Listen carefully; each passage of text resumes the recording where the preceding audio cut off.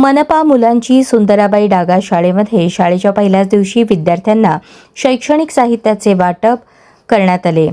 शैक्षणिक वर्ष 2026-27च्या पहिल्याच दिवशी मनपा मुलांची मराठी सुंदराबाई डागा या शाळेमध्ये विद्यार्थ्यांना शैक्षणिक साहित्य, गणवेश, पाठ्यपुस्तक यांचे वाटप महानगरपालिका सोलापूर मुख्य लेखाधिकारी डॉक्टर रत्नराज जवळगेकर यांच्या हस्ते करण्यात आले। यावेळी प्रभागातील नगरसेवक सुनील बापू खटके, ऋषिकेश दादा मेत्रे, नगरसेविका मृण्मयीताई गवळी, नगरसेविका सोनालीताई गायकवाड, मनपा शिक्षण मंडळातील कर्तव्यदक्ष पर्यवेक्षक बांगर उपस्थित होते।